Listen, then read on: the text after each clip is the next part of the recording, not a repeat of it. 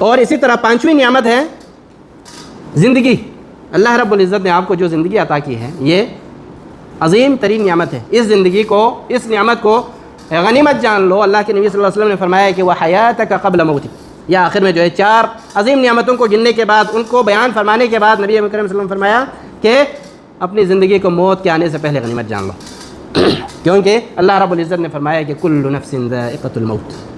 ہر نفس نے، ہر ذی روح نے جو ہے موت کا مزہ چکھنا ہے. یہ دنیا فانی ہے تو صرف انسانوں کے لیے نہیں ہے. جہاں پہ چرن پرند درندے جو کچھ بھی ہے، جس کے اندر روح ہے، جان ہے، ختم ہو جانا ہے. دنیا ختم ہو جائے گی. اللہ رب العزت نے جو ہے دوسری آیت میں سورۃ النساء کی آیت نمبر 78 میں فرمایا کہ اینما تکونوا یدرککم الموت ولو کنتم فی بروج مشیدہ. تم جہاں کہیں بھی ہوگے موت کا مزہ تمہیں چکھنا ہی ہے. تم جو ہے مضبوط قلعوں میں ہی داخل کیوں نہ ہو جاؤ، موت جو ہے ہر جگہ نہیں. دنیا میں جو ہے انسان کے لیے چھپنے کی کوئی جگہ ہے ہی نہیں. موت سے بھاگنے کے لیے کوئی جگہ، موت سے چھپنے کے لیے کوئی جگہ نہیں ہے. نہ موت جو ہے کسی کے پاس بتا کے آتی. اللہ رب العزت نے جو ہے انسان کے جو حالت ہے، انسان کی جو فطرت ہے، وہ اس طرح سے بیان فرمائی. دوسری آیت کریمہ میں فرمایا کہ حتی اذا جاء احدهم الموت قال رب ارجعون. جب ان میں سے کسی کے اوپر موت آتا ہے، موت کے منہ میں چلا جاتا ہے، موت کا ذائقہ وہ چکھتا ہے، تو وہ اپنے رب سے فریاد کرتا ہے، یا اللہ مجھے مہلت دے دے، پھر سے ایک لمحے کے لیے مجھے دنیا میں بھیج دے، مجھے زندگی دے دے. لعلی اعمل صالحا. وہاں پہ وہ کس لیے یہ حسرت کرے گا، یہ تمنا کرے گا کہ کسی ایک لمحے کے لیے مجھے جو ہے دنیا میں واپس بھیج دے، مجھے زندگی مل جائے، میری سانسیں جو ہے کسی ایک لمحے کے لیے بحال کر دی جائیں. یہ اللہ رب العزت نے جو ہے انسان کی فطرت، رب العزت خالق ہے، وہ ہماری ہر فطرت کو جانتا ہے.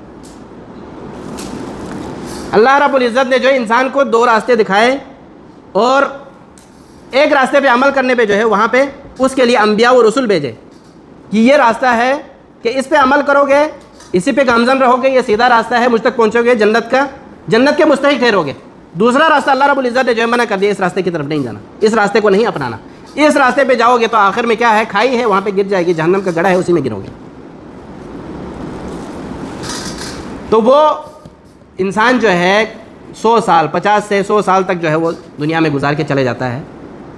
پھر موت کے منہ میں جانے کے بعد وہ حسرت، اس کی زندگی اس کے لیے حسرت بن جاتی ہے. 100 سال اس نے زندگی پائی ہے، بڑے جو ہے وسائل اس کے پاس تھے، مال و دولت کی کوئی کمی نہیں تھی، سارا کچھ اس کے پاس تھا، لیکن اس کے پاس کمی تھی تو کس چیز کی تھی؟ عمل کی کمی تھی، اللہ رب العزت کی فرمان برداری کی کمی تھی. رب کی جو نعمتیں اسے میسر تھیں اس کو سارا اس نے لگا دیا اللہ رب العزت کی نافرمانی میں. اب وہاں پہ جو ہے موت کے بعد وہی انسان جو ہے حسرت کرے گا، وہی شخص، وہ پھر ندامت، اس کی زندگی اس کے لیے جو ہے شرمساری کا سبب بنے گی. وہاں پہ کہے گا کہ اے اللہ مجھے ایک لمحے کے لیے دنیا میں واپس بھیج دے. لعلی اعمل صالحا فیما ترکت. شاید کہ وہاں پہ بھی اسے خود اپنے اوپر یقین نہیں ہے، کیونکہ انسان بھول جاتا ہے نا، جو پہلے کا کیا ہوا، پہلے کا کہا ہوا وہ بھول جاتا ہے. لعلی اعمل صالحا فیما ترکت. جو اعمال میں برے کرتے آیا تھا شاید میں اسے چھوڑ دوں اور نیک اعمال کروں. اور نبی اکرم صلی اللہ علیہ وسلم نے ایک حدیث میں فرمایا کہ اگر انسان کو اللہ رب العزت پھر سے دنیا میں بھیج دے تو پھر سے وہی اعمال وہ کرے گا جو وہ پہلے کرتا تھا، برے اعمال ہی کرے گا وہ. لیکن اللہ رب العزت جو ہے واپس کسی کو موت سے واپس نہیں لائے گا. موت ایک دفعہ نہیں بس، اس کے بعد جو ہے پھر اٹھایا جائے گا، اس کے بعد کوئی موت نہیں ہے. موت کی تمنا ہی ہے، اس کے بعد کوئی موت نہیں ہے. اللہ رب العزت نے فرمایا کہ کلا، یہاں پہ جو ہے اس کے ہر خواہش، ہر تمنا، ہر حسرت پہ اس نے، اس ہر امید پہ جو اللہ رب العزت نے پانی پھیر دیا. ہرگز نہیں. زندگی جو ہے ایک بار دی ہے، اس زندگی کو جو ہے غنیمت جان لو، موت کے آنے سے پہلے پھر حسرت، ندامت، پشیمانی جو ہے، شرمندگی، شرمساری کا سبب بن جائے، وہ آپ کے اوپر آ جائیں. واپسی کا کوئی راستہ نہیں. تو اللہ کے نبی صلی اللہ علیہ وسلم نے ارشاد فرمایا اپنی ایک حدیث میں کہ الکیس من دان نفسہ. تو عقل مند انسان جو ہے وہ ہے جس نے اپنی جو ہے زندگی کے اندر اپنے نفس کو، اپنے آپ کو جو ہے اس نے کنٹرول میں رکھا ہے. اللہ رب العزت کی جو ہے فرمان برداری میں اس نے زندگی گزار دی ہے، اور جس نے جو ہے اپنے نفس کا محاسبہ کیا ہے۔ اپنا امتحان خود لو، کوئی دوسرا آپ کے امتحان لینے سے پہلے، کہ وہی عقل مند انسان ہے۔ اور فرمایا کہ وَعَمِلَ لِمَا بَعْدَ الْمَوْتِ، اور اس نے جو ہے عقل مند انسان کون ہے؟ وہ اعمال وہ اپنی زندگی میں کرتا ہے کہ اس کے لیے موت کے بعد کام آنے والے۔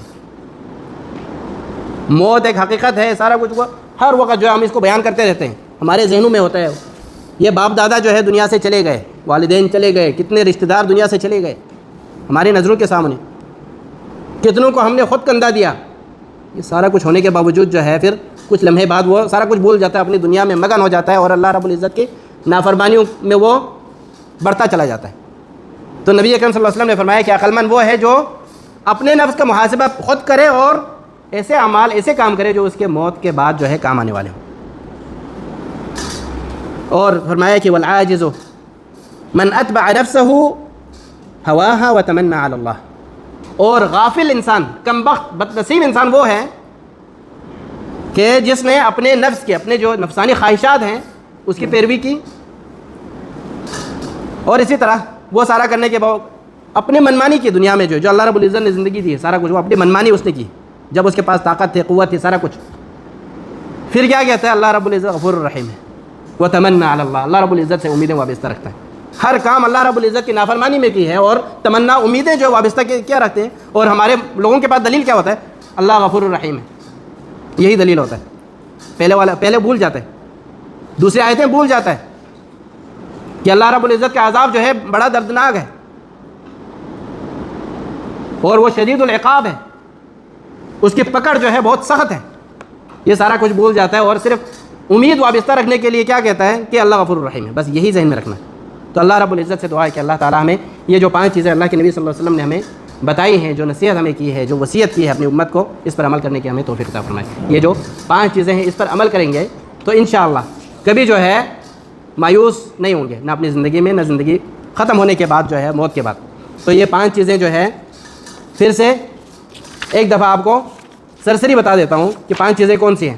اپنی جوانی کو بڑھاپے سے پہلے، صحت کو جو ہے بیماری سے پہلے غنیمت جاننا ہے، اور مالداری کو محتاجی سے پہلے، فقر و فاقے سے پہلے، غربت سے پہلے غنیمت جاننا ہے۔ چوتھی چیز ہے اپنی فراغت کو مصروفیت سے پہلے، اور اسی طرح آخر میں کیا ہے؟ موت ہے، تو اپنی زندگی کو جو ہے موت کے آنے سے پہلے غنیمت جاننا ہے۔ اللہ رب العزت ہمیں توفیق عطا فرمائے۔ بارک اللہ فیک۔ آپ میں سے کوئی جو ہے کچھ کہنا چاہتا ہے، یا کوئی واعظ و نصیحت آپ ہمیں کرنا چاہتے ہیں تو کر سکتے ہیں۔ اور جمعرات کے حوالے سے انشاءاللہ یہ اگلا جمعرات جو آ رہا ہے مغرب کے بعد، انشاءاللہ ہر جمعرات کو درس کا اہتمام ہوگا انشاءاللہ، اور جس طرح پہلے وعدہ کیا کہ وہاں پہ بھی رات کا کھانا بھی جو ہے انشاءاللہ درس کے بعد، عشاء کے بعد، مغرب سے عشاء تک جو ہے ہمارا درس نہیں ہوگا، کوئی کتاب لے لیں گے، وہ کتاب ہم پڑھیں گے، اور مختلف جو امور ہیں اس کو ہم ڈسکس کریں گے، جو ہمارے وضو کا ہے، غسل کا ہے، اور اسی طرح جو ہے نماز ہے، روزہ، ارکان اسلام کو سیکھیں گے، سیکھنے کی ایک ایک کر کے جو ہے اس کو سیکھنے کی کوشش کریں گے۔ اور اس کے بعد جو ہے انشاءاللہ عشاء کے بعد پھر کھانا ہوگا، کھانے کے بعد جو ہے فارغ ہے انشاءاللہ۔ تو آپ بھی ویسے ہی کام سے واپس آتے ہیں تو اپنا کھانا بنانے میں مصروف رہتے ہیں، اکثر لوگ جو ہے کھانا بنانے میں مصروف رہتے ہیں، مغرب کے بعد کھانا بنا رہے ہیں، عشاء کے بعد کھانا کھا کے سو جاتے ہیں۔ تو بہتر یہ ہے کہ کچھ جو ہے آپ کا جو وقت ہے بہت قیمتی وقت ہے، کچھ جو ہے یہ مجالس ذکر کہا جاتا ہے، اللہ رب العزت کی رحمتیں نازل ہوتی ہیں۔ ایسی جو مجالس ہیں جہاں پہ اللہ اور اس کے رسول صلی اللہ علیہ وسلم کے فرامین سنائے جائیں، وہاں پہ سنے جائیں، ان پر جو ہے رب کے فرشتے جو ہے اپنے پروں سے جو ہے وہ ڈانک رہے ہوتے ہیں، اس مجلس کو جو ہے اللہ رب العزت کی جو ہے اس مجلس کے اوپر رب العزت کی خاص رحمتیں نازل ہوتی ہیں۔